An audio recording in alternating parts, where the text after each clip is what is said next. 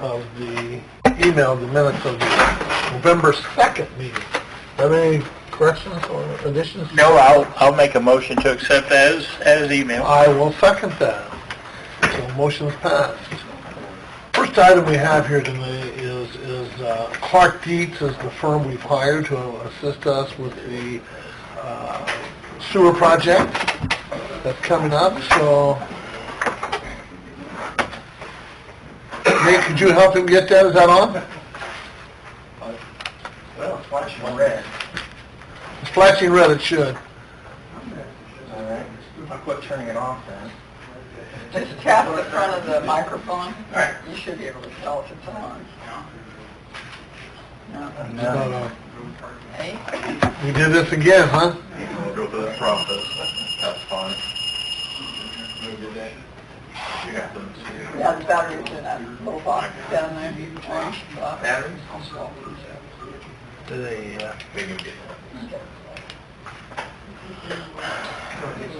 So, yeah, if you want, please All right. proceed. And All right. Well, thanks for the opportunity to come and talk about the 30% design, the long-term control plan, compliance plan, phase 3 project.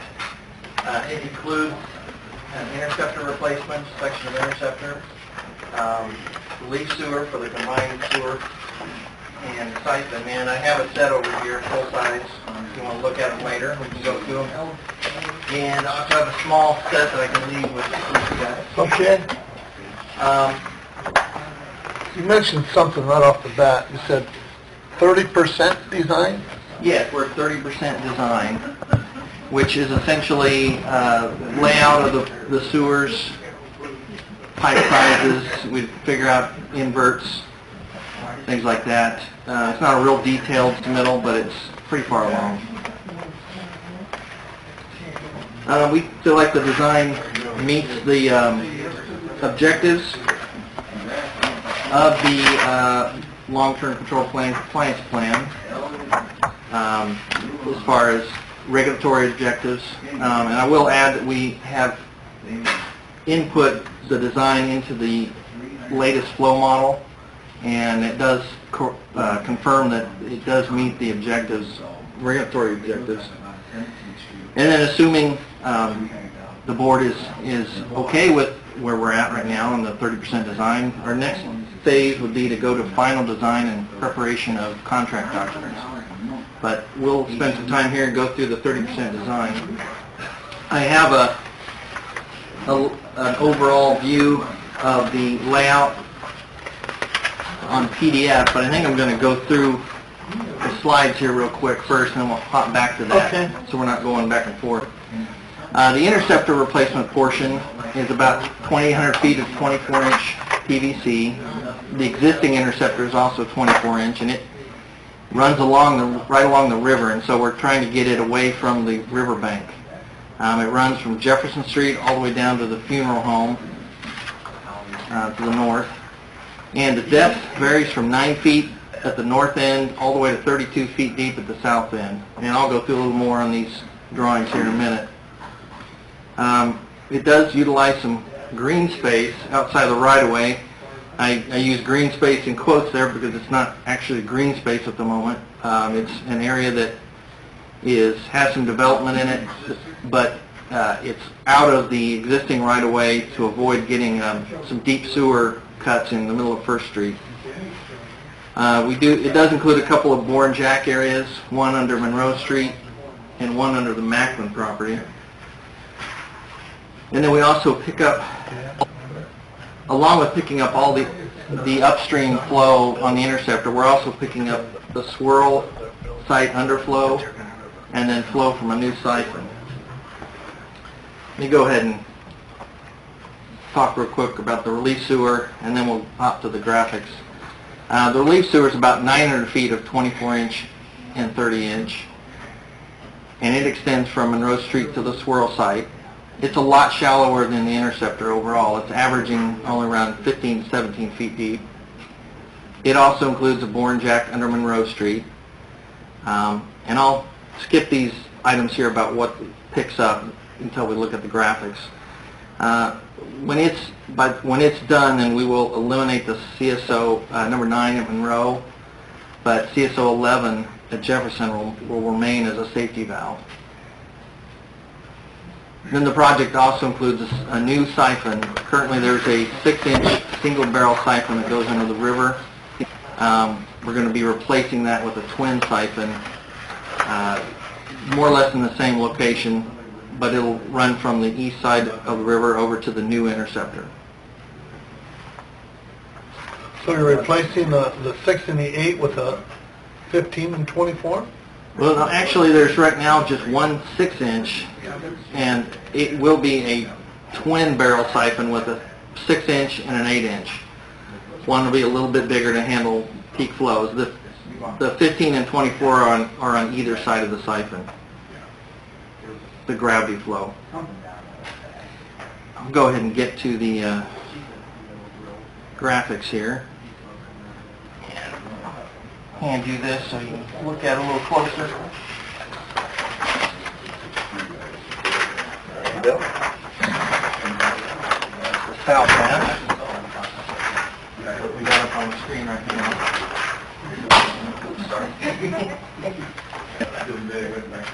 And then here's the north half. I'll be up next. Get things over. What's the last name, John? Excuse me. Duffek, D-U-F-E-K. So let's see exactly the Check record. it off. Duffy.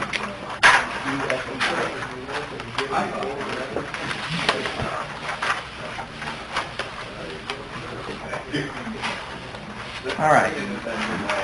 What I've got here is from Jefferson to Monroe, and this pink line right here represents the proposed route for the new interceptor. The existing interceptor is running right along the river. You can see the green line here where the existing interceptor is going to remain in service. But from that point on, going north, we'll be eliminating that portion of the interceptor.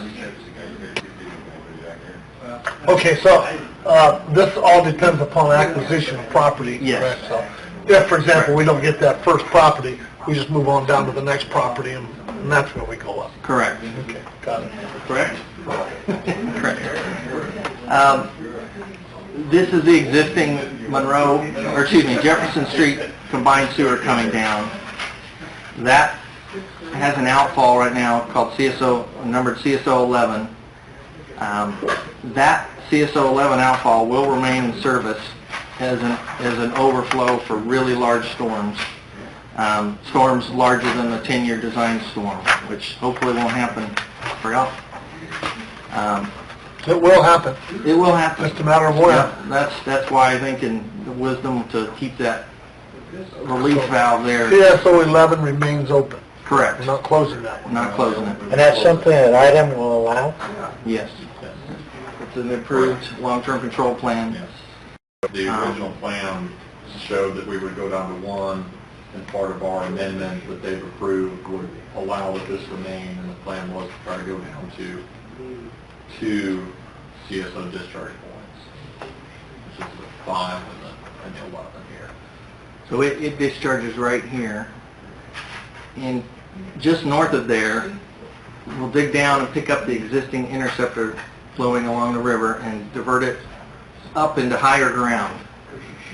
And this, unfortunately, we get really deep up here. It's about 32 feet deep from the ground, top of the ground to the invert of the sewer through here, all the way from Jefferson over to Monroe. Once you get north of that, the ground starts to go down, so we shallow up a little bit. The siphon I was talking about is right here. It's this purple line. And the existing one is just to the north of it, and it's a single barrel 6-inch siphon. It comes from the east side of the river, goes under the river, and dumps into the existing interceptor. We're going to take the flow off of that, run it into a new double barrel siphon, and run it into the new interceptor right here. So the old siphon, you just leave in place, just Just leave it abandon it abandoned in there? place. Abandon Yeah, it. the entire, the existing sewer, for the most part, will be abandoned in place. We'll make sure that, plug it off so it doesn't cause any sinkholes or anything like that, but And the relocation of the interceptors, as you've got it designed here, brings it up high enough and far enough away from the river that it should prevent infiltration of floodwaters into that, if there happen to be any openings in the interceptor itself. correct. And also, it'll get away from the area that's eroding, so we won't have the pipe, eroding away Exposed. around it and falling into the river. As you mentioned, this does require property acquisition. This section right here is the Macklin property, That's correct. and they do not want to, well, as you know, we want to preserve that building, so this area right here would be trenchless. It would be jacked into place under the, not quite under the building, but adjacent to the building, between the top of the bank and the building. And then the rest would be open cut. Okay, so the jack and bore is just in that, where that building is right there on the corner? Correct. Or is it that whole stretch? This little rectangle-shaped area. Okay. And it puts both of those buildings on what we would consider the main property. the actual property. Do you have to go that far north? Well, probably not. One issue is there's a storm sewer, but a large 48-inch? Yeah. 36 or 48-inch storm sewer that runs through here, through the right-of-way. And it runs right about here. It's tough to situate the pit for the boring between the storm sewer and the building area. So they're probably going to be better off going under the storm sewer as well. It'll be cheaper in the long run. So it makes it a little bit longer, but I think it's better. Then there's also a boring at the highway. We don't want to shut down the highway. We want to keep it open the whole time. So we have a boring under that for the interceptor. Then the other component of this is the relief sewer. Currently, the combined sewer flows down during dry weather. You have sewage coming down, and it's intercepted by an 18-inch sewer that runs through First Street. It comes over to Monroe and goes down over to the swirl. During wet weather, then, when that capacity in that 18 inches is exceeded, it overflows at CISO 11. So the first waters go down the 18-inch sewer that's already there. Correct. Sanitary sewer now? You could call it a sanitary sewer. I mean, it's intended to carry dry weather and quite a bit of wet weather. I would classify it as a my sewer. But back in the day, this didn't. Because originally we were Went trying to to the put in a river. relief sewer from Jefferson Street going north. You're saying we don't have to do that now? I'll show you the next slide Go ahead. why that is. Why are you having two trenches? Why aren't you putting the relief sewer in the same trench Well, with the interceptor? Actually, this line here is existing, so we're not going to do anything in First Street now. You're not doing anything in First Street? Nothing We're in just First going to use Street that from 18-inch sewer as an overflow. from Yeah. And Jefferson there's a to reason we Monroe. can do that the model shows us now, that originally we were being conservative and saying we needed a new sewer. But with the additional data and the reporting we've done, the model says that we can make this work, Okay. and there's some reasons Because at why. one time, we were going to build a huge storm sewer in, Well, it was diameter. a 24-inch, well, there's an 18-inch there, and there's part of what we have to do. Slide that. Because I think the original then was, we didn't have an overflow going to the river. You're saying now we're going to have that overflow going to the CSO river. 11 will stay, which wasn't there when the floodings that had happened downtown happened. Those 11 and 9 both were closed. So this design will take care of the flooding downtown. Yes. So if it doesn't, then you're going to put a new storm sewer in at your own cost? He does. Am I on the record here? Well, Well, it should work though, right? I mean, we're dependent upon your engineering. If it doesn't, who do we fall back on? You, I guess, because you're the one that's saying it's working. We have confidence that it's going to work, Okay. based on the modeling and everything that we've seen. All right.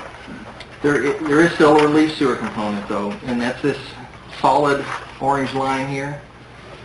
That will run from the swirl site as a 30-inch to this alley just north of Monroe. And then it reduces down to a 24-inch and goes over to the combined sewer running down Monroe Street. The difference from before and now is this first part of the relief sewer will only pick up Monroe Street flows. Flows from Jefferson Street will continue down the existing to this point right here at the alley. I know that has a name right there, but I don't recall what it is. It's the alley just north of First Merchants. Yeah. And just due south and southeast of Green. And we're getting an easement for that. Yes. Right. So what you're doing is you're taking CSO9 flow that was bottlenecked between 11 and 9 came together right there at Monroe and First Street. Well, we're separating those two out. And now CSO11 can maintain an existing line, and we're pushing the CSO9 water off of that system to a new line that's going to go north and then east, and then they're going to reconnect where he's showing that 30 Right inch. here. Does that makes sense? Yeah, so So from there's your relief sewer and how we're separating, because that's the key point where the bottleneck is, and that's where the backup is. That's where the backup occurred. It wasn't happening back there, but once it happened there, it backed up everywhere to the system, so that's where we needed to separate it out. So So from there you here, connect right there where you're, Right. And then right there's where you're And connecting. that's where we jump up to the 30-inch in size. That's where we needed the larger sign, is where those two connected. And it's easier to connect it there, because if we were doing it back in the intersection of back here. First and 224, where an NDOT's right away, it becomes a little more problematic. So the relief sewer itself is actually a shorter length than what was originally proposed. It's half the length and quite a bit smaller, so that's a significant improvement in design from a cost perspective. Are we making these changes because of cost factors and we only have X amount of dollars, or? Well, it's, I just want to make sure this thing works. I mean, if it costs a little more to go bigger or something, let's do it. Well, we have, part of the reason we go smaller is we were able to lay it steeper than I think was envisioned in the long-term control plan. So the Correct. pipe's a little steeper, get more through it that way. So we can go PVC, which is smoother, and get more flow through it, because it's not, 42-inch or whatever. And then the pink line is the interceptor running along here. It's quite a bit further away from the river, as you can see. I don't have the next section north, but it ends up connecting into by the funeral home. So that's new sewer? this will be all new. This will be all new, yeah. All new, from Jefferson Street north to the funeral home? Yep. Okay. And, we'll pick up right here, we pick up the flow coming from underneath, from the swirl site. Currently it goes down to the existing interceptor clear down here by the river. We'll pick that up and then abandon everything else. Then there's a couple other laterals to pick up, but that's pretty much it for that, for the interceptor. Any So that's- questions on the... Well, yeah, right there at the swirl site to where it crosses the river. You say that's an existing 24-inch sanitary interceptor to be abandoned in place. Right here? Yeah. So Yeah. that's the existing one that's in now, right? Correct, And yeah. we're going to put the purple one in, we'll replace all of that, right? Right. Okay. And the existing is just right here along the Yeah. edge of the river. Do you think, when was that interceptor put in? That would have been original, that's had some work done on it, but that's the original placement back in 58, 59. It was right around late 50s, early 60s. Well, and then I think we did some... Then there was a slip There was line a done slip in lining done 80s, on I portions think. of that. Right. But all the structures and the concrete pipes around that. It just seems shocking to me that they would have been placed there intentionally. But So I guess my question is was the riverbank further to the, I would suspect that there's been some erosion. There's been some erosion on portions of this, and that's evidenced by what we've seen by exposed pipe in a number of locations. But ultimately, the guiding philosophy and how those systems were developed were, we just need to get most of the sewage to the treatment plant. That's why they had 28 overflow points in the city of Decatur when it was first developed. So when it rained, it bubbled out all over. But they just needed to pick it up, so they put the interceptor, and it did exactly that. It intercepted all of these combined sewers as they crossed it, and that's where the easiest part was where the old part of the city discharged to the river directly up until 58. So, I would imagine, Yeah, that does. this obviously seems to be the best placement, it makes sense, but there could be, erosion to a point where, correct. So what we will have to do, as part of the city, is we're going to have to monitor and do some reviews of what's happening on with the bank. If we notice evidence of bank erosion, there's going to have to be some sort of preventative measures done cooperatively with the jurisdictions of control, whether it's the Department of Natural Resources, Army Corps of Engineers. So if we notice that the river is meandering a bit in Decatur, that's something that we're going to look at. But it isn't catastrophic. It's not a fast process. no, but I think the bigger concern would be to the south, Right. where Where it's so much still- closer to the bank, and Well, you we're can forced to tell, be close. when those properties have been in there, that bank was not that close. There's obviously erosion that's happened No. since those were built, Correct. and it's only going to continue to go in that direction as the water flows, so, Well, one of the issues that we have is how we process the easements and dealing with the Macklins.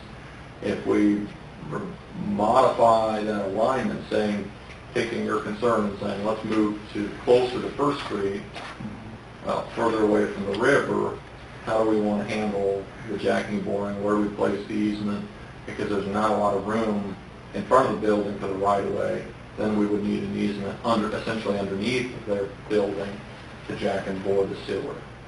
That's not been, from what I understand, the approach, the discussion with the Macklins. yeah. I understand. I'm just thinking, 50 years down the road, are we going to be in the same situation as we are now? Now, the rules have changed.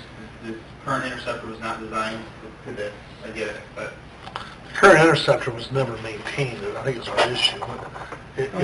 They had some joint issues where they came apart when the river water came in there. The catch basins that were there were not manholes. They were not maintained. We didn't do any maintenance. I think we got to do a better job of maintenance than what we ever did in the past. So we're going to go under all of Macklin's buildings? Not under, no. It'd be between their building and the riverbank, and there's not a lot of room. So that's why they're jacking and boring, because there's no room to open cut that. There's no way to get a machine in there, dig down 30 feet, and then, it's just not going to happen. So they're going to jack and bore it. We had a local contractor look at that to make sure it'll work, and he's confident it will. That's substantially less than what a contractor out of Indianapolis thought it would cost.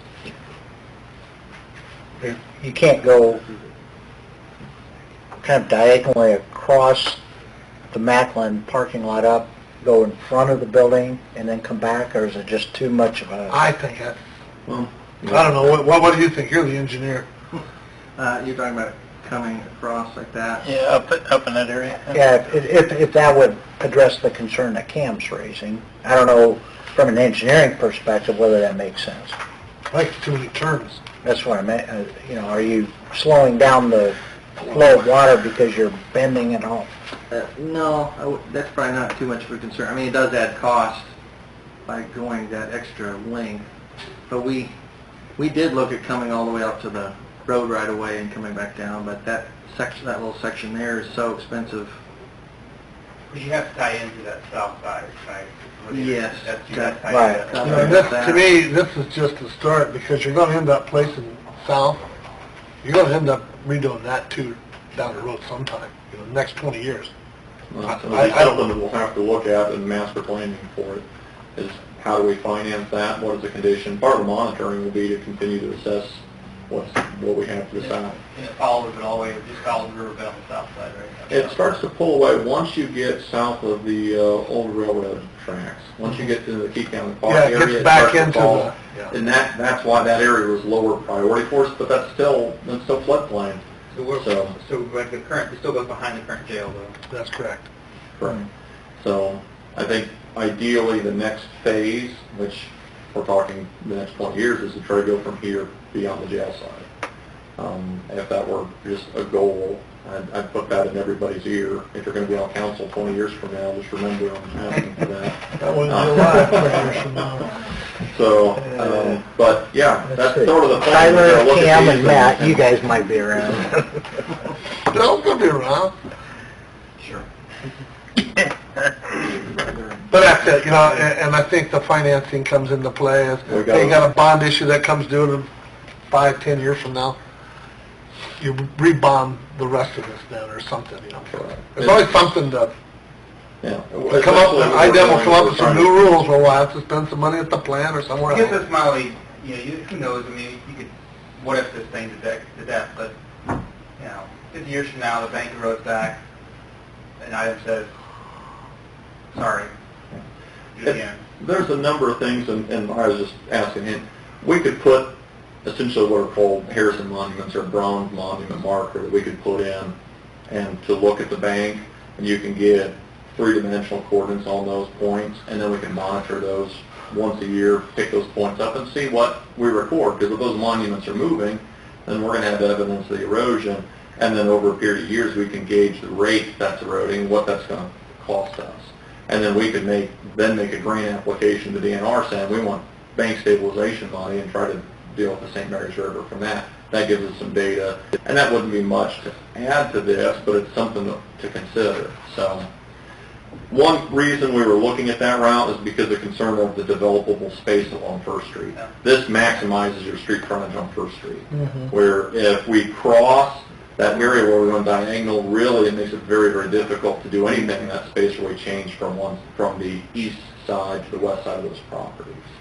So that was one of the things that laid into it, but that's not, again, that's why we're at 30%, is we wanted to talk about this route so that you understood where we were going and why we're presenting this. What's the life expectancy of the sewer? 50 years, at So, least. so in 50 years, we may have to replace it anyway. Did Interceptor, where it is right now, did that contribute to some of the erosion along the bank? You think? I mean, The erosion? No, certainly the condition. It didn't help the erosion because of how I understood they installed it. They essentially took a dozer and cut the bank to get a working platform, dug the sewer in, and then walked away. So they cut that bank, creating a step with the dozer. So So that the trees built up, and wasn't, so they cut the wasn't bank really out. compacted No, they- bank when it was It done. was a quick installation, which is obvious by why they picked the location, why they installed it. Yeah. Okay. So, So if there's any, future development through here, part of that development could require that the bank be stabilized through there. Most in Van Wert, Ohio, of course, they don't have a river, they got a creek going through their downtown area, but it's I don't know, concreted, the bank's concreted, there is no erosion. Does it look nice? It does, it looks very nice, and it's just in the downtown area, it opens up when you get a couple blocks from the downtown area. there are a number of methods to essentially armor or stabilize a riverbank, but that, because it's a waters of the state like it is, DNR and Army Corps would have significant opinions on what we're allowed to do. Seems- But to your point, as part of the other development on First Street, we could just be proactive and get ahead of that Sure. altogether and include that in the Right. project. Right. Well, I like it, it's better than what we had before, really, How, as long as it works. what's your conversations with the properties? How we know if to get- Yeah, we're coming along. I tell you, we've met with Corey Affolter. I think he's ready to sign. I think that'll be the first one we'll get a purchase agreement out to. And then I've talked to Macklin's. They're don't want to sell, but they'll give us easements so we can get the sewer in where we need to there. Talked to Mark Beaumont. He's Yeah, I never wanted to meet with him and push him, say, hey, you gotta make a decision today, you know, so. Mark bought property, Yeah, 13th Street. yeah, he's got a couple of places where he can go, so. And then we met with Ortiz's, I think they're favorable. Dave Rice, we talked with him, he's, So Ortiz, one of the houses? yeah, he's the house right to the north of Mark Lamont. And then, so Rice, I think, he's gonna think about it. I told him the same thing, so. Next week, I think we're gonna be able to tie it up verbally, and Tim's gotta do the legal stuff. What else is left then, if all those properties are... Maybe. Well, I think, Nate, you worked with,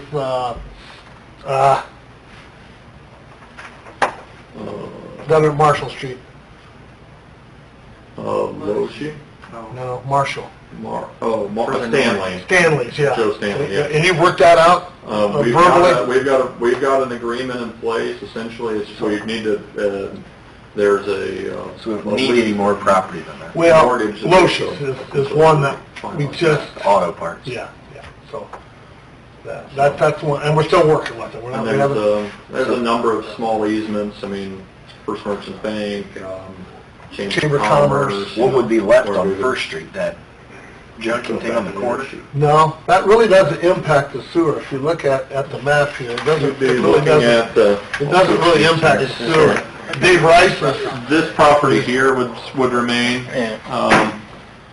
I believe we're still looking at trying to purchase this property. This yeah, is Frode's for, got that property where the so- alternation shop is. So We'll these talk to them, properties but I could don't, potentially... we can't get the sewer in without that. Yeah, so this wouldn't have to be a fast-track purchase by any means, but this building would remain, these two buildings in Macklin would remain, but from Part of our agreement with Jefferson Macklin on, is to remove that this duplex. here would That come would back. go. So these potentially would be demolished, and then, They're not if selling at all possible, property. we'll- No, but they gave us an easement to the back of the property. We'll take down the duplex for them, and then they'll give us an easement along the river. But we couldn't obviously develop that, huh? No, it's there, it'd be still in there. So this block right here would remain essentially as is, and they would still own this property here as well, so we're not acquiring this. So the area from the south part of that duplex to the north property line of this building would still remain in their name as one, essentially one large parcel. So I think it really, all the, Loshi's the one that's kind of questionable right now, but the rest of them, I think, are pretty well. And that's the older lady, Mrs. Go back to Lucy? the, Well, she's got a son that's, I guess he's my age, so I guess he's old too, but, and then she's got a niece, or Mrs. Loshi does, so those two. But, I'd say probably Corey's is the first one we'll approach. Tim will get all the stuff together on it. well, here we get the schedule, and John's going to let me review the schedule here a little bit.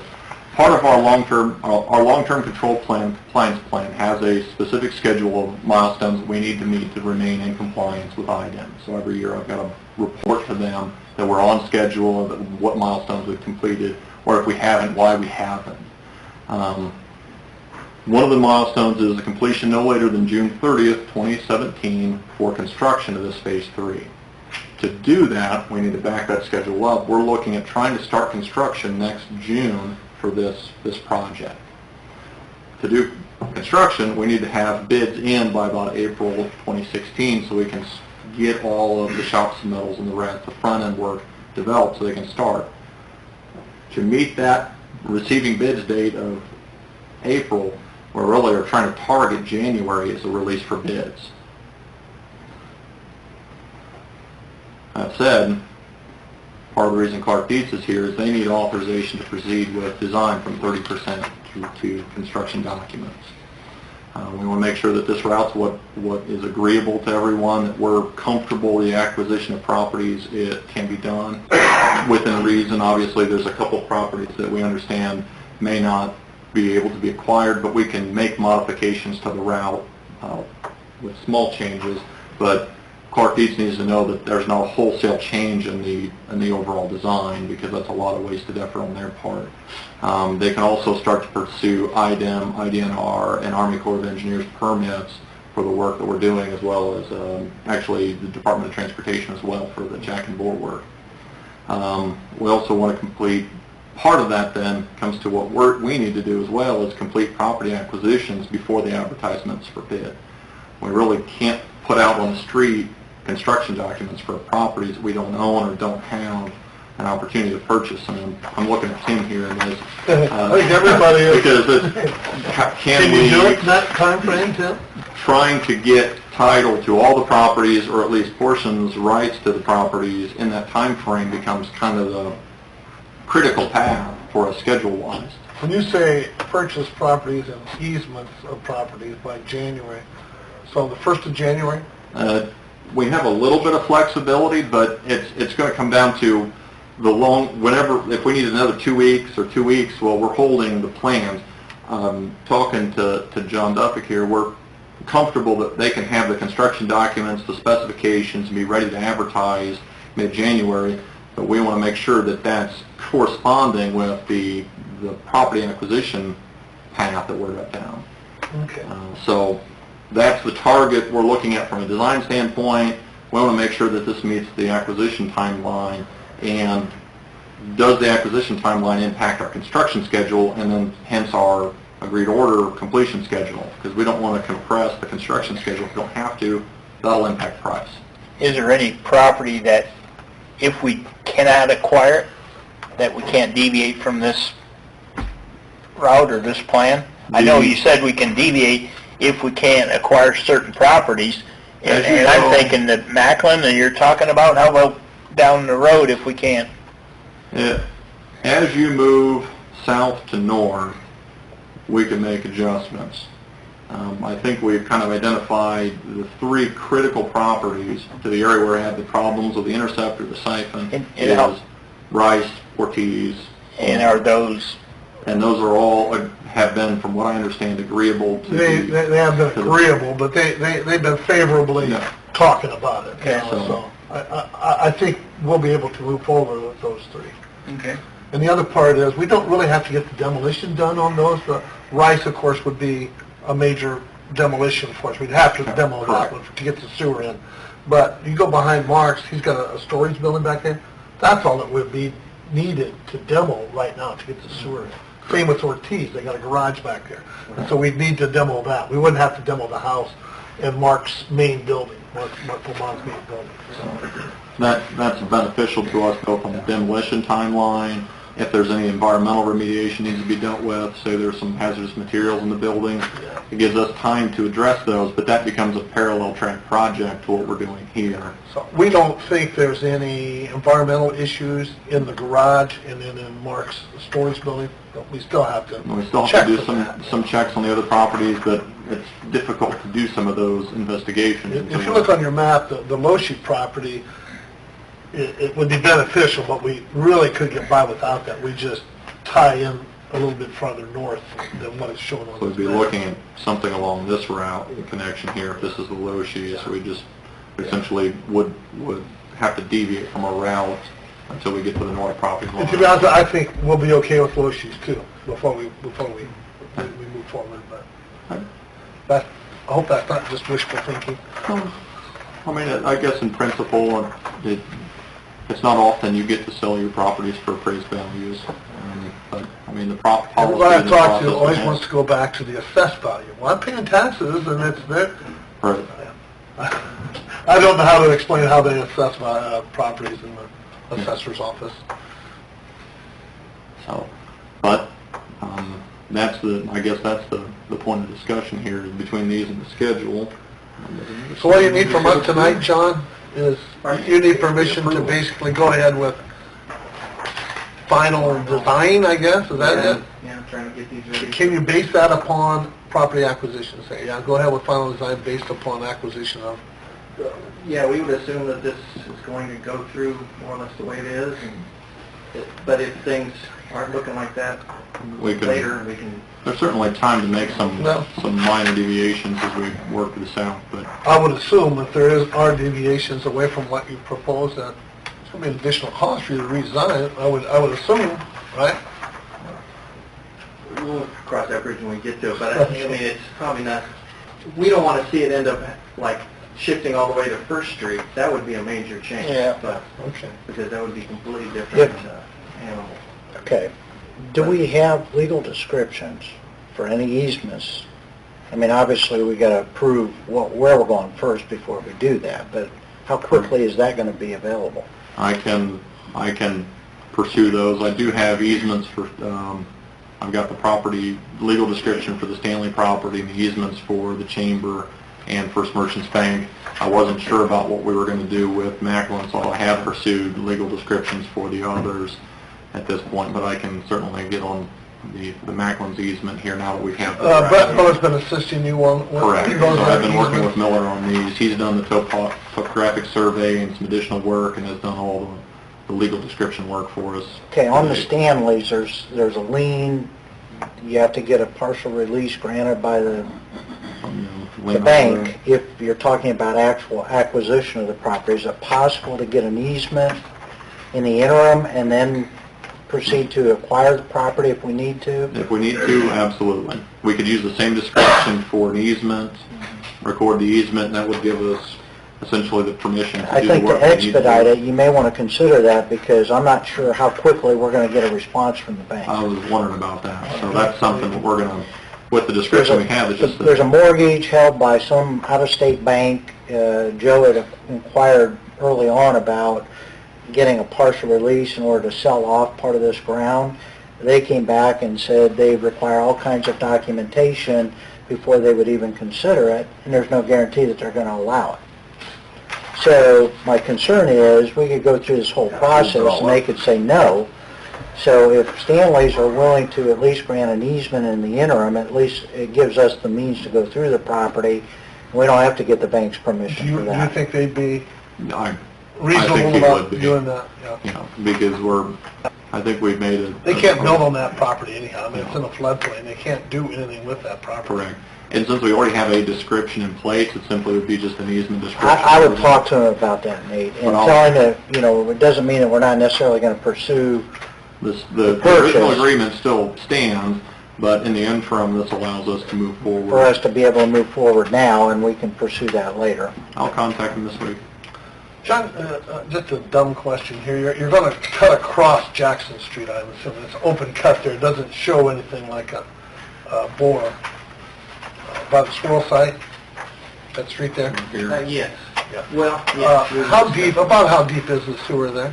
I don't know what the ground is, but it's, I would guess it's at least 20 foot 20 foot? down to We the, started out at 32, and it's going to be 20 there? yeah, it's, up in this area between Jefferson and Monroe, it's pretty high, and it's Mm-hmm. in the 30s. Okay. When you get over here, you're in floodplain once Right. you get around this area anyway. It So really it's starting to drops drop off off. over there, just north of the swirl site. So us putting that sewer in the floodplain, do we have to get permission from somebody that it's okay, like IDEM or DNR or somebody? DNR, And you take care of that? yeah. Okay. Good. Okay, Tim, so you'll have this all done by January 1st? Well, the second, the first business. Well, you go to second. Well, Okay, sir. I think the 5th is a Monday, so we're going to do the 5th. All right. Well, that's the situation. I think Okay. that's part of the reason we wanted that's why that scheduled date was in red on the slide, because that becomes kind of a critical path for us. And so we want to be reasonable with what we ask of John and Clark Dietz as far as when do we really need the drawings if we're not ready with properties. And so we want to try to hit those at the same time so we balance our work and progress. Let me ask you a question. Collectively, how much money are we going to be spending in order to acquire the easements or along the way? Do we know? Or We got an acquisition idea of anyhow. properties? Did we ever decide, is that coming out of bond, or where's that coming Well, that's- from? I forgot. Usually, that is to be That's something, decided. yeah, that's something that I tried getting a hold of Patty Zelma and didn't get through to her, so I've got to talk to her. This is budgetary at this point. These are, in black are the average of two appraisals, and then there's estimated demolition costs all the way down from Macklin's through Masters, Oshie's, Thoreau. Those are all listed, so if they're italicized, that's still questionable at this point, but the rest of these are all comfortable budget-wise. total between the two is listed here, but I'm working with what percentage comes out of the bond versus capital campaign discussions. So that's I think you're looking at a total of $550,000. Okay. To acquisition, it doesn't include any demo. The one concern that I have is whether or not you have to go through this process of acquiring property similar to what we're doing on the wetlands. There's a procedure you have to follow, and that takes time. Following, I think it's federal guidelines, acquisition, and that could be a problem. So I guess what I'm saying is, if to use the sewer bond proceeds in order to acquire property is going to delay beyond the period that the timeline that you're talking about, then we may have to find a way to come up with the funds to acquire those properties without using the bond funds to do so. And that could be an issue too. So the bond funds cannot repay later on? That's something I got to find out from Patty. It's kind of like a loan. The city is Yeah. doing this, and then once we get it all in place, then the bond fund can pay back part of that. We may not have to follow the procedure. If we're not using federal grant dollars. That's what I'm thinking, is we may not have to follow it. Loan, I Right, think we might be okay, but right. it's best to check, so. Yeah, I don't want to take a chance of assuming that we can spend the money through the bond proceeds and then do it and find out that that now causes a problem with the bond itself. And something to discuss is there's quite a bit of property acquisition as part of this that's does not directly benefit the sewage department and what this project needs to have. I know there's an interest in the capital campaign of what can be done to redevelop these areas. So there's going to have to be some sort of balance between the sewage bond versus capital campaign. If that's what they want to acquire these, do we buy them and then they're sold to the capital campaign, or how that might kind of relieve the stress on the ratepayers for sewage going forward? But that's something that's independent of this discussion, but it's something that's going to happen over the next few months. Yeah. So we know where we're at budget-wise from the bond. Yeah, I think, in my mind, I thought, okay, well, 50% of the acquisition should come from the sewer and 50% come from the I mean, what has been capital campaign. budgeted into the capital campaign is the properties to the south of the main parking lot.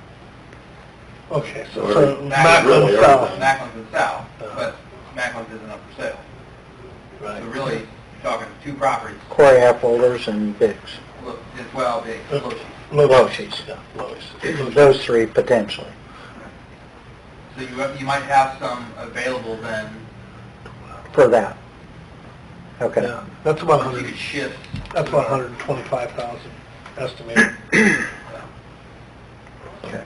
And we need to know where the capital campaign is, where our interests are, I guess from the utility interests are, so, but, I don't want to bog down this discussion with that at this point, but it's something that we need to be thinking about. So tonight, John, you need permission to go ahead. That's what you're after for us to make a decision. I'll make a motion to proceed with final design. Allow Clark Dietz to proceed with their drawings. That's unanimous. There's only two of us, so. Needs to be.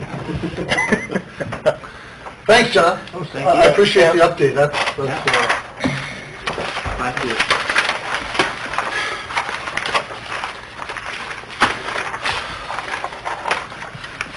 I'd say within the week, by the end of next week, we're verbally going to know where we're at with these properties.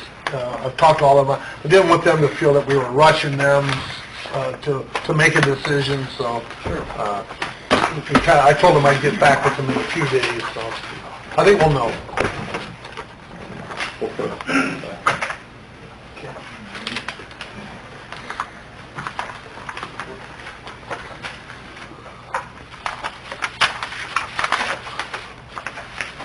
Jeremy, I know you just came in, but you got a grinding quotation? When I say grinding quotation, we've been collecting broken concrete down at the Elm Street location, and a lot of it, and tell you what, we're about out of the grinded up stuff, so we need to grind some more. John said 8 years ago when we moved to Elm Street, we started stockpiling our own concrete instead of paying to get rid of it. When we first started, we were grinding the regular here. There just wasn't a whole lot going on, but as time progressed, we're up to the need of doing it a couple times a year. All the sidewalk projects, all the utility improvement projects and stuff that are going on. Well, and then we've also opened it up to contractors working here. They pay for it, but it's one way for them to dispose of their concrete. I've been talking to the couple of the contractors that grind for us, and they're really wanting to get the grinding done before it gets cold, which I don't blame them. And then I'd also really like to get the piles cleaned up, or at least one of the piles cleaned up before winter. The money is in 2016's budget, which the work won't be completed until mid to late December anyhow, so we're going to be right on track to pay that whenever it comes around. We have an estimated 4,000 ton of material inside the fence, and that estimate would be off of my estimate and the contractor's estimates, we're really close, and we're going to be at $25,720. $25,720. 25,000, 26,000. to grind that. So I'm comfortable with those numbers. I have the two quotes. Kind of give you an idea of what's also outside the fence is from the casting property. That's not quite as much. Once we get to that point, we're going to be right at $15,000 to do that pile. So. But wasn't the casting the concrete that was brought over from the casting, it had some, I don't know, it's harder than regular concrete. Yeah, it's been pretty well sifted through. The steel over the years sifted into that concrete. And it's called gray iron, basically, is what it is. It's real hard. It's hard for those guys to grind that up. Correct. So obviously that pile we wouldn't be able to grind all of it. We would be able to grind the majority. So over the course of the next year or so, I would like to get both piles cleaned up, but obviously without doing a transfer, I would just be working on the inside of the pile, or inside of the fence at this point. We've used a tremendous amount of this concrete, or this ground concrete. It's ground up into small rocks, and you use that for backfill, basically. We're basically going through over 4,000 ton a year. Oh. To which we were going through about 4,000 ton every 2 or 2.5 years. So the two piles about 40,000. About, 42,000. It would cost us a lot more than that, though, if we had to buy that. Yeah, and that's what I'm getting to at this point. If we were to just dispose of the pile on the inside of the fence, just to dispose of it, no trucking is $26,000. To purchase that amount of stone without the trucking is an additional $32,000. So you can see the savings that we're having by doing this. John and I talked about this 7-8 years ago, and it was kind of, well, let's see if we can make this work, and it's really worked out very well. We use it for sidewalk projects, we use it for street projects, utility projects. It's screened material, so there's not much debris in it whatsoever. You can find a little piece of wire or rebar or something here or there that the magnet don't catch, but we only use it, we don't give it out to anybody, so it's city projects only. Well, and it's in your budget for 2016, Yes. correct? Yes. Is there some additional income coming through for letting people dump there that, we get a little bit of money that way too? Brooks Construction dumped quite a bit during the 13th Street project, so they're basically the money coming in. I don't think we've received that check yet, but the money coming in for that is going to be almost half of this. That's good. They're paying us. It's something that we need to keep doing. I know through Greater Decatur and other utility projects, there's projects coming up in 16 and even going forward that we'll be able to use this material for. Okay. So, you know, through either transfers or whatever going forward, I'd like to keep chipping away at these piles and continue doing what we're doing. So you got two quotes from, Go Green out of Ottawa is $6.43. Creston Screen. Miller Contracting is $7.15 Creston Screen. and we've used Go Green before? Yes, Go Green has ground all but I think twice for us on the concrete. And then They're the same ones that come in They and- do the mulch. Yeah, that's what I for hay. thought. The Hank hires them, yeah. Greg Fleming ground for us a couple times during slow times in the winter, but I prefer the quality from Go Green. So you're asking permission to go ahead and hire Go Green to do what's inside the fence? Correct. If you get going here in a month from now, you see it's gone pretty good and we have the funds available, could you go outside the fence and do that? We could. See, on these numbers, you're taking the length and height and just throwing out an estimate. Yeah. You know, normally we're pretty close. Sometimes, depending on the voids in the piles, we're way under. So, I'll watch it as he goes. We should have another meeting between now and then. before Yeah, he's we're done. going to have another meeting December 1st. If they start before that and you see it's going good, maybe, and we have the money available, Yeah. maybe we can just go ahead and do the outside. Yeah, I have some money I could do some transfers through, but I'd at least like to get started before it gets cold. Do you have any money in your budget for 2016 for the? Right. This was going to be paid in. Oh, 16, I'm sorry. Yeah, I got to hurry up and get it done and then pay But it. there's some in 15 here that we can encumber or Okay. transfer over. So I'll make a motion to go ahead and approve hiring of Go Green. I'll second. Do that. Okay, thank you. It's unanimous again. There's only two of them. I would like to talk just briefly. Jeremy, at the next meeting, we keep delaying this and delaying it, the alleys. Yeah. So we need to pinpoint that in the next meeting, we're going to have We've been to. looking at some of the utility stuff. Bill and I have been going through the ordinance, looking to verify a few things, but it will be at the next meeting. Okay, thank you. Tim and I had a meeting, Jeremy was there with North Adams School concerning what they want to do out at Belmont High School with a new facility. And they really want to partner with the city.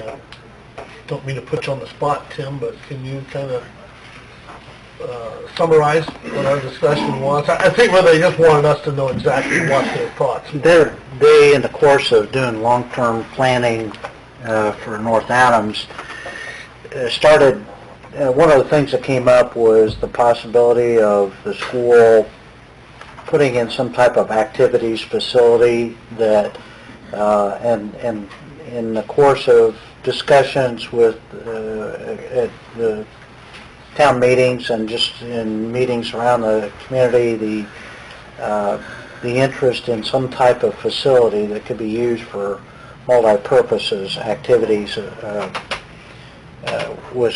was something that the school started looking at, and the more they looked at it, they also felt that that it might be utilized by the city through its Park and Recreation Department as well, and wanted to know, one, would the city have any interest in considering partnering with the school on this, and two, could it be done in terms of some type of cost sharing, whether it was cost sharing of the construction or somehow the city contributing towards maintenance or use of it at a later time.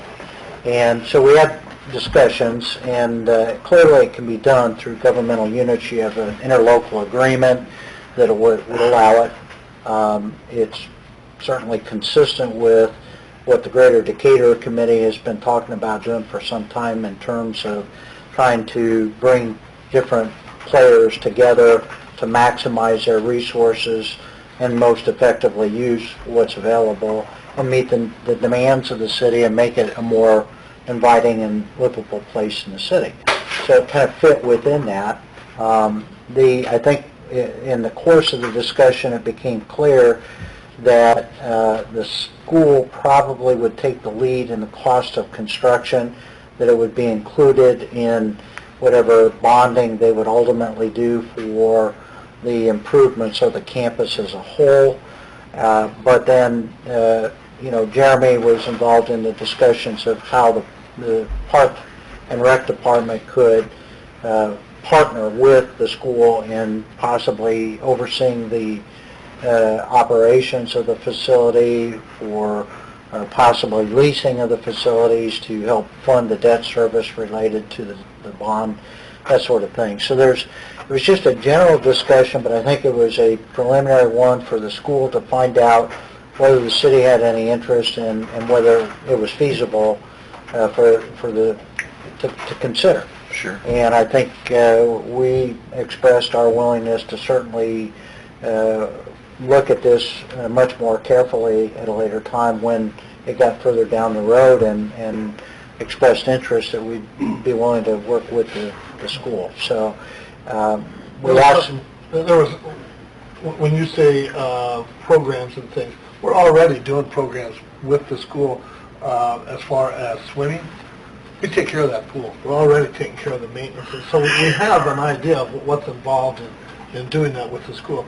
The activities, you can have all kinds of activities that are really steered for summer because of weather. Well, now you can have, you want to just pick out soccer, for example, you can have indoor soccer now. There's just lots of programs. It opens up a lot of avenues that would attract a quality of life for our city. And I think I think it really could work out well. What they are looking to do, I think, is probably, and the reason John brought it up here, is to give you guys an opportunity to kind of weigh in on different types of activities that you might be interested in seeing a building of that type used, because that ultimately is going to shape the size and the layout of the building in terms of how it would be used. But it would have to function for the school, but it would certainly be something that we would want to function for the city.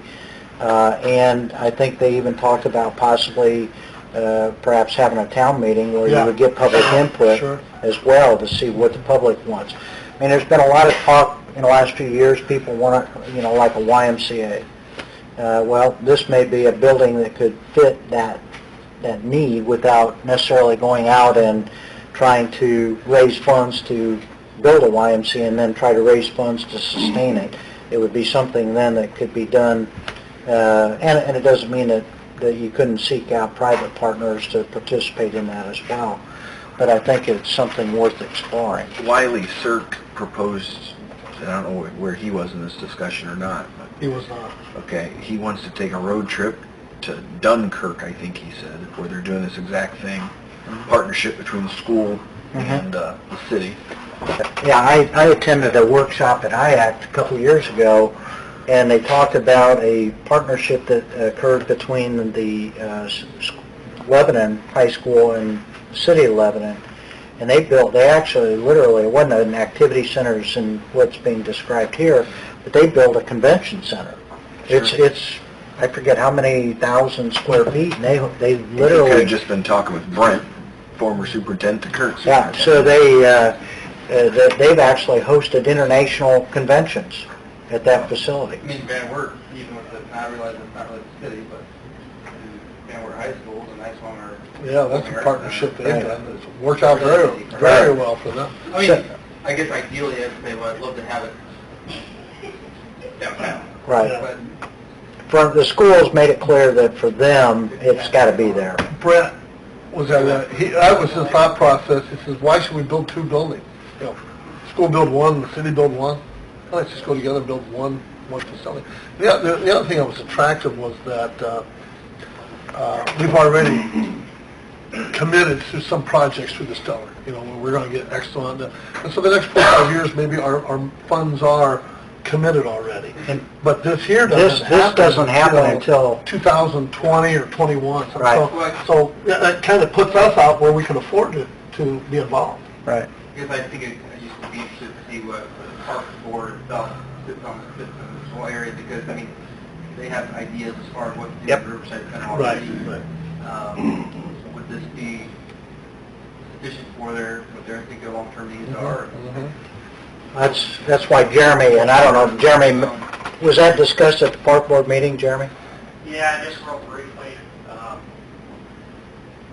there was varying support because they just don't have a lot of information. Yeah.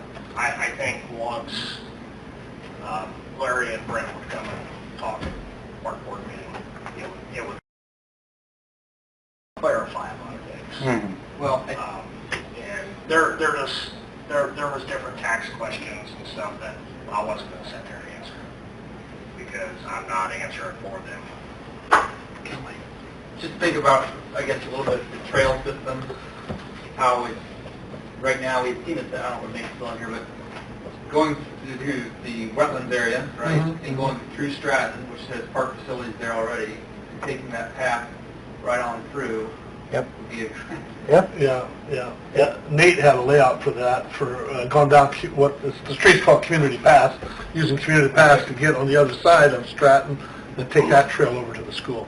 Yeah, actually, when we met with DNR, we even talked about that a couple months ago when they did a walking tour of the wetlands area, is how we could ultimately try to tie that to the school.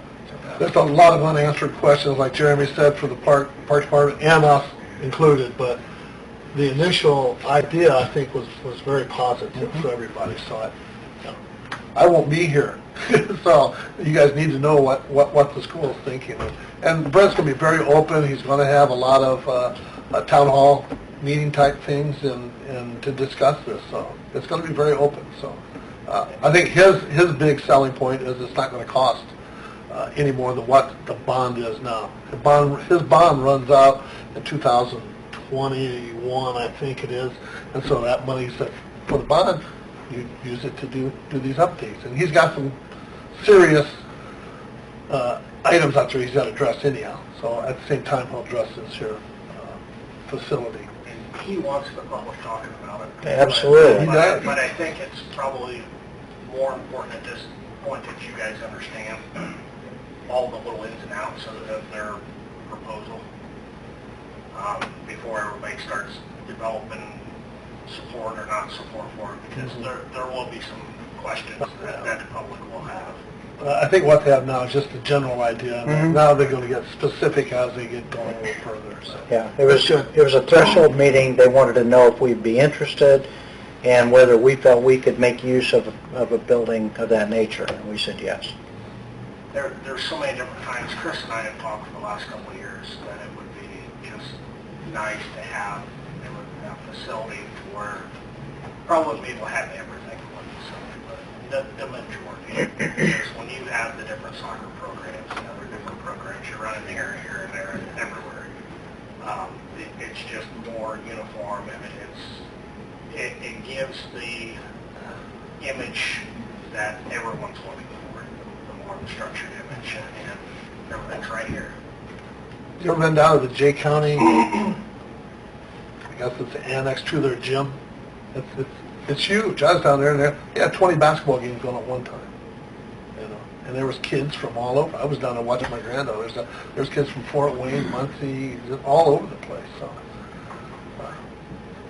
It's very positive that they are doing their homework on it. So yeah, so that's just the initial thought. So, Yeah, there'll be a lot more to come, I'm sure. My understanding was going to be multi-purpose, multifunctional. And it really, what they wanted to look at is what uses could be made, what were needed by the school, what were wanted by the city, what the public suggested, and then they would try to, as best they could, accommodate as many of those needs as possible. But you got to be careful because it's kind of like the military wanting to design an aircraft that is multifunctional and has different needs from different services, and then you end up spending all kinds of money into something that doesn't really work well for anybody.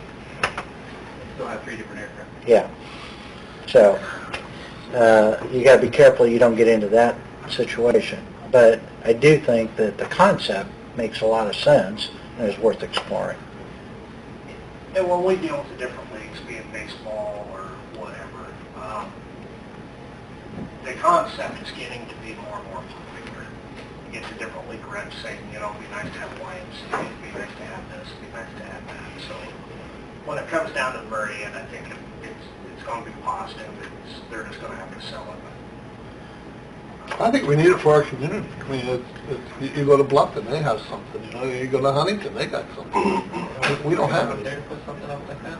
What's that? They have enough room out there to put something like Yeah, that? yeah, Not being in the yeah. floodplain? They would redo some of the interior roadways. They would do some of that, but yeah. One of They the have a options- general idea, they haven't. One of their options was a standalone building, and then also another option is where you want around, where the drive currently goes around and then it comes back to the front of the building, a building basically all over the front of the pool. That front wall of the schools already has some structural issues, so they have to take part of that down anyhow. So they were talking about maybe coming straight out as one option, but they had to be something else. That's what they want to do. That school's 45 years old, so, you know, there's some maintenance that needs to be done. Basically come out towards the park. Brent gave a really good presentation to Rotary on their needs Who did? assessment. Brent. Brent did, And he does a nice job. He does. he sold it, you know, Yeah, in that sure. meeting very well, Yeah. I thought. Okay, thanks, Jeremy. A couple other items here. We have a remonstrance form. What I mean by that is someone wanted to hook up to the city sewer that lives in the county, and we approved that, but, you know, whenever we get to the point, if we want to annex, they won't remonstrance against that. The one we have on file right now is for Joanne Scheidler property. If you don't know Mrs. Scheidler, she just passed away, so her estate would like to hook up and be part of the city sewer system. So they have signed the form. We just need to make that a matter of record. So moved. Second, unanimous again. The other one is out on Winchester Road. I think Nate worked with these people, and it's a remonstrance form, and this really goes back quite a while.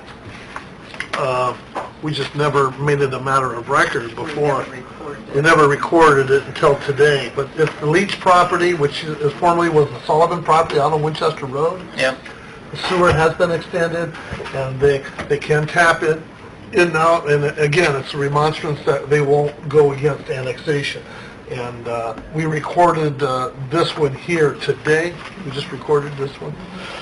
So it's recorded at the recorder's office, part of their deed now. So we need to make that a matter of record. So moved. Second, another unanimous.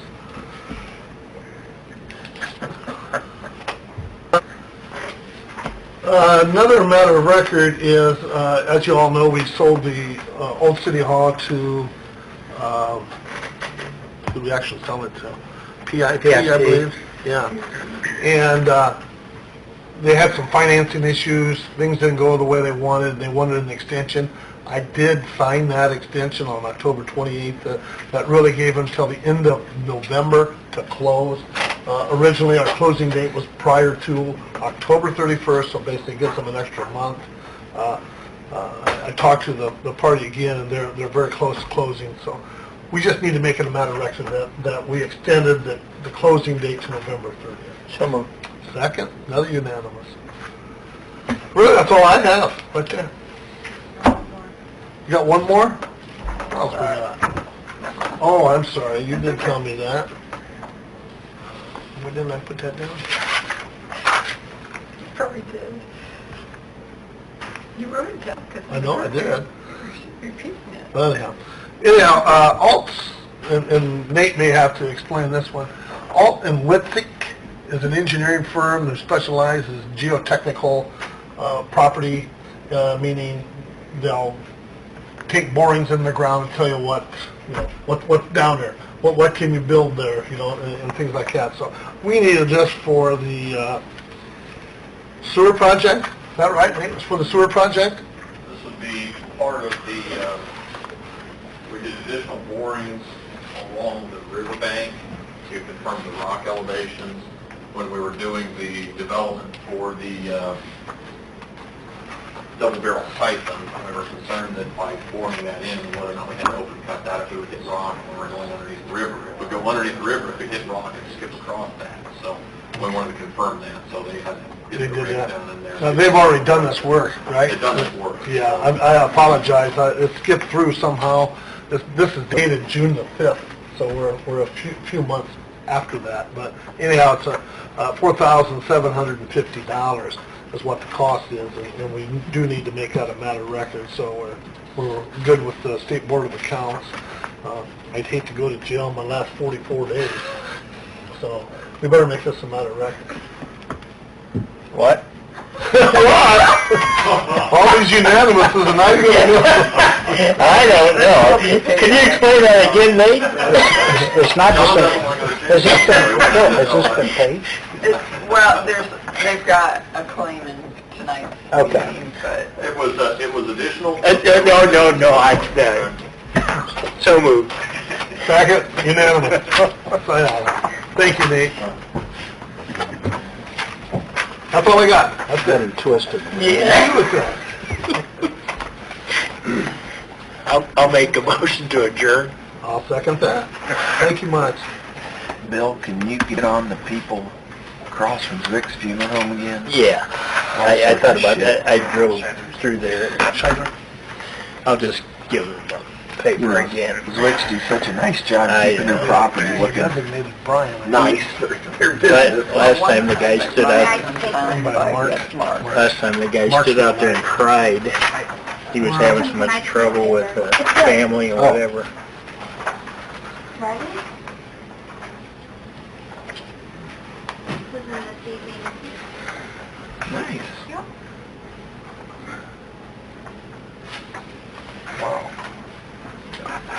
We've had a lot of Monaco people in the store in town getting service. That's great. Additionally, from Fleetwood folks.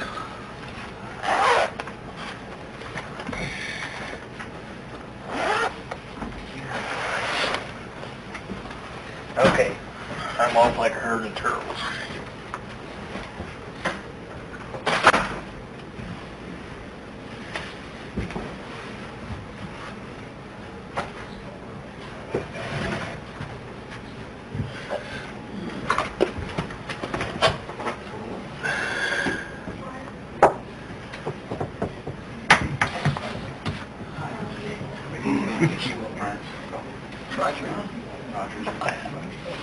That's nice. Yeah, it is, very nice. are you interested in the property? Oh. Oh, Mark? Okay, okay. Brian? Care of that. I can get you Mark's Yeah. phone number if you want. Brian's, Mark's a good friend of my Did you son. just write that or not? I don't know, there's a phone number on there, but I'll throw it in. Okay.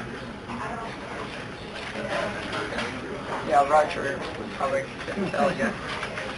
I just, you get that last email I sent to you. I think there's some discussion about if downtown Main Street. We're in charge of Main Street. Why is Gator Decatur telling us what to do as far as what they're going to do with streetscapes and stuff? That, I think we need just to sit down with everybody.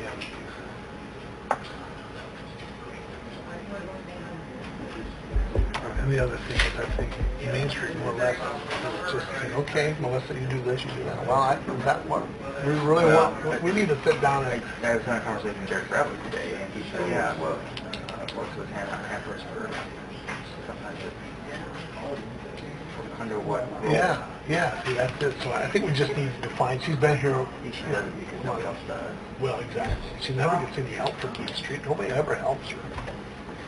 Everybody comes up with these ideas, but nobody does any work. Well, I mean, I think the whole, they're basically saying, well, what if you're not, we don't believe that the streetscape's a priority.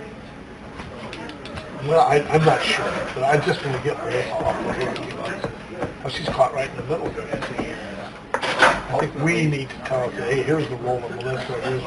Well, I would say, well, Greater Care continues to do things because nobody else does. So as soon as you step up to the plate and take responsibility, this organization I think when they first started, when Larry Ish was involved, it really